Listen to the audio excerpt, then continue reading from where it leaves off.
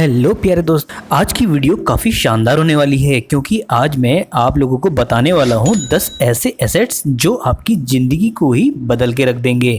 इसलिए वीडियो को एंड तक ज़रूर देखिएगा जिससे आप लोगों को वो सीक्रेट एसेट्स पता चल पाएँ और आप भी अपनी लाइफ में बहुत अच्छे से फाइनेंशियली ग्रो कर पाएँ।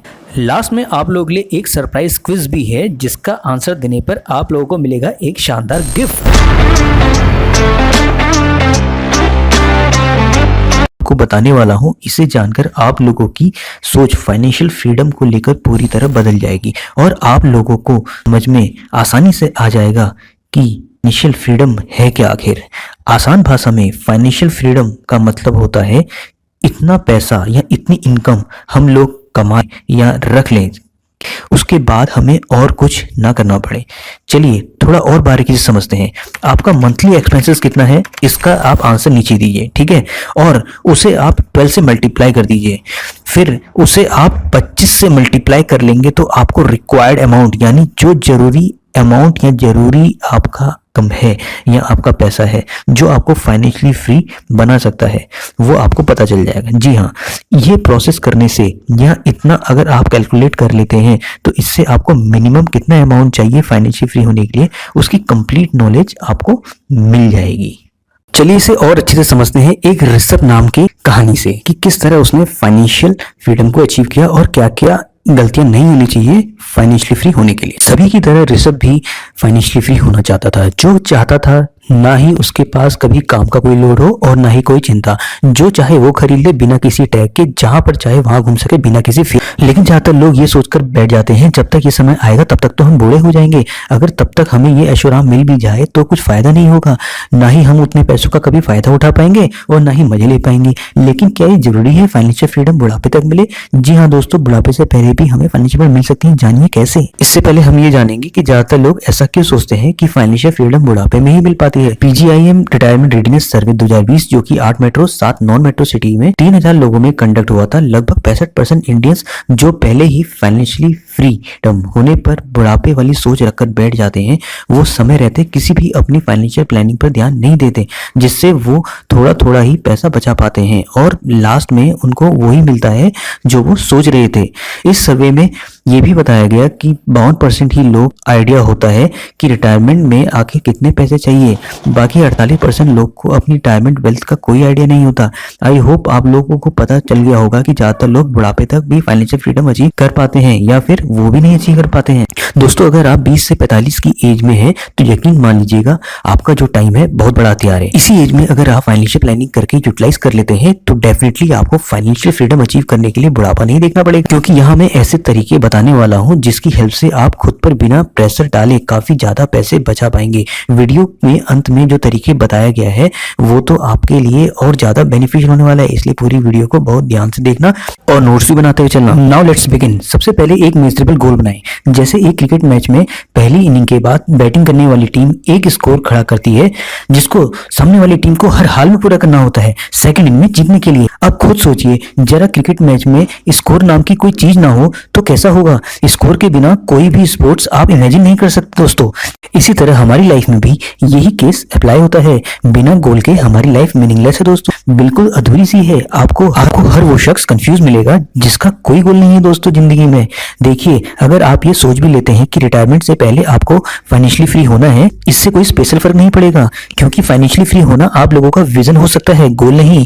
क्योंकि आपका गोल तब डिसाइड होगा जब आपको ये पता होगा कि किस एज में या किस एज तक आपको कितने पैसे में पहुंचना है या कितनी अर्निंग करनी है। फॉर एग्जाम्पल ऋषभ की एज अभी 23 साल की है और वो अभी 20,000 पर मंथ कमाता है, और अगर वो ये गोल सेट कर लेता है 25 साल के होने तक वो अपना स्किल डेवलपमेंट इस हद तक कर लेगा कि उसकी जो मंथली इनकम है 20,000 नहीं बल्कि 50,000 हो जाएगी, तो फिर उसको अपने लिए एक बहुत बड़ा रीजन मिल जाएगा कि आखिर क्यों उसे अपनी स्किल को बढ़ाते रहना चाहिए।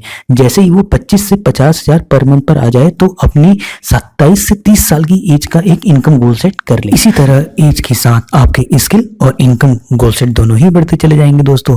इसी तरह अगर गोल सेट करते चले जाएंगे तो 30 से 40 की एज में आपकी इनकम लाखों में होगी फ्रेंड्स। सेकंड नंबर पर आता है record your expenses between online and offline. पहले की टाइम की अगर बात की जाए तो बहुत दूर दूर तक पैदल चलकर सामान लेने जाना होता था और अलग अलग जगहों में छानबीन करके चीजें खरीदते थे दोस्तों कि कहीं हम लुट कर घर ना आ जाएं। लेकिन मॉडर्न टेक्नोलॉजी ने दूर की शॉपिंग को ऑनलाइन कर दिया है।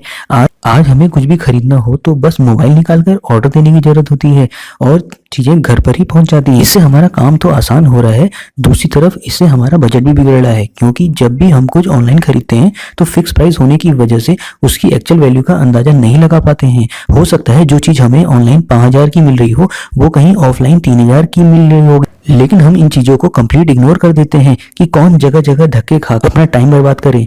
देखो ये बात बिल्कुल सही है कि पैसों से ज्यादा टाइम की कीमत होती है, लेकिन टाइम बचाने के चक्कर में आप धड़ाधड़ ऑनलाइन शॉपिंग किए जा रहे हो आंखें बंद करके। विश्वास करो दोस्तों, कुछ ही सालों में आप इतना पैसा वेस्ट कर चुके होंगे जो आप सोच भी नहीं सकते। अगर आप सही में प्रूफ देखना चाहते हो तो अभी आप ऑनलाइन शॉपिंग हिस्ट्री में जाओ और जितनी भी चीजें आपने ऑनलाइन खरीदी हैं उन्हें आप ऑफलाइन बिक रही चीजों से कंपेयर करके देखो।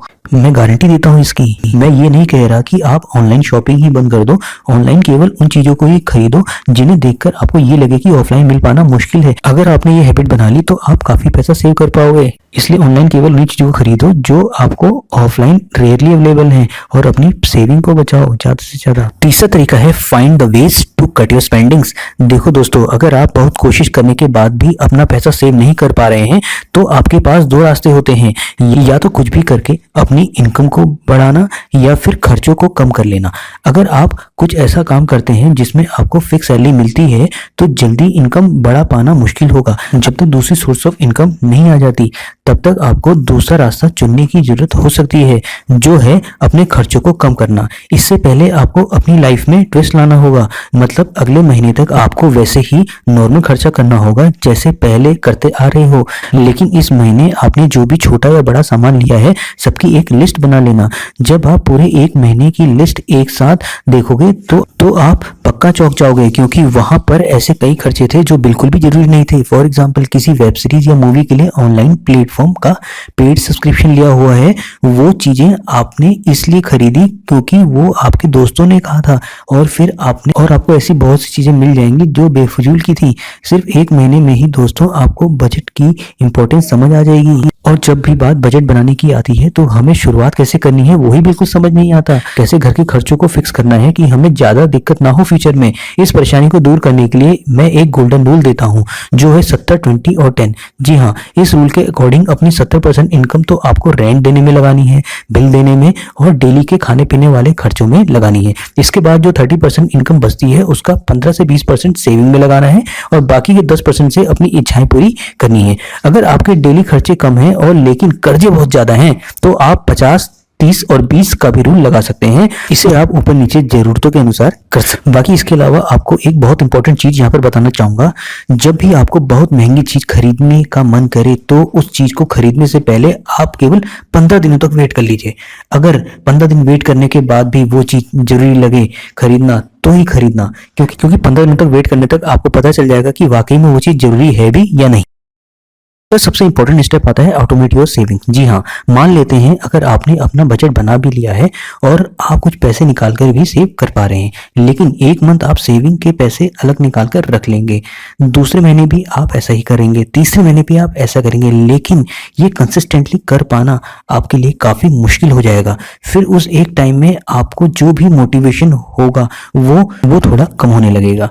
उस समय आपके माइंड में आएगा इतने खर्चे के बाद भी सेविंग कर पाना मेरे बस की बात नहीं। इसलिए आपको लॉन्ग टर्म तक बिना किसी दिक्कत के अपनी सेविंग को कंटिन्यू करना है तो आपको इन सेविंग को ऑटोमेट करना होगा। मतलब एक ऐसा रास्ता निकालना होगा कि आपका पैसा सेव तो होता रहे लेकिन आपकी नजरों में ना आए।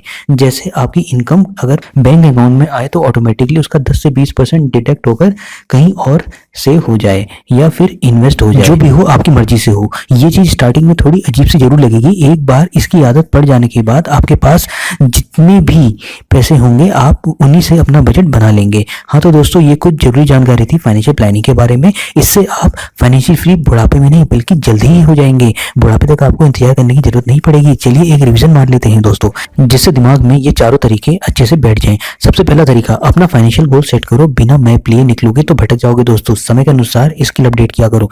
दूसरा तरीका, ऑनलाइन ऑफलाइन में अंतर समझो। ऑनलाइन तभी परचेस करो जब ऑफलाइन मिलना मुश्किल हो। तीसरा तरीका, अपनी स्पेंडिंग यानी खर्चों पर ध्यान दो। आप अपने पूरे मंथ के खर्चों को देखो और ध्यान दो तो कितना फालतू खर्चा किया है सब पता चल जाएगा। ध्यान में रखकर बजट बनाओ और उसी के हिसाब से चलो। चौथा तरीका, अपने बचे हुए पैसे अपनी नजरों में मत आने दो दोस्तों, यानी सेविंग ऑटोमेट रखो और सामने सामने सेविंग करोगे तो पेशेंस खो बैठोगे। आई होप आज की फाइनेंशियल नॉलेज आपके बहुत काम की रही होगी। अगर वीडियो अच्छी लगी तो लाइक और सब्सक्राइब डेफिनेटली कीजिए और अपने दोस्तों से और रिलेटिव्स के साथ जरूर शेयर कीजिए, जिससे आपकी नॉलेज लगातार बढ़ती है और आपके रिलेटिव्स की भी। अगली वीडियो किस पर चाहिए आप नीचे मैसेज चैट बॉक्स में कर सकते हैं। इसी तरह की फाइनेंशियल वीडियो के लिए सब्सक्राइब करना ना भूलें मनी ग्रेडियंट को। तब तक के लिए good luck, stay healthy, stay fit and take care. Love you all guys. आशा करते हैं दोस्तों आपने ये बेस्ट फाइनेंशियल लर्निंग वीडियो अच्छे से देखी होगी। तो चलिए शुरू करते हैं आज का प्रश्न। एक ऐसे एसेट का नाम बताओ जो अपनी वैल्यू को कभी नहीं खोता, यानी कि उसकी वैल्यू समय के साथ हमेशा बढ़ती रहती है। दोस्तों आप लोगों की बेस्ट फाइनेंशियल लर्निंग के लिए एक टेलीग्राम ग्रुप बनाया गया है, जिसका लिंक आपको नीचे मिल जाएगा, जहां पर आपको मिलेगा काफी कुछ फाइनेंशियल लर्निंग के लिए, वो भी फ्री में।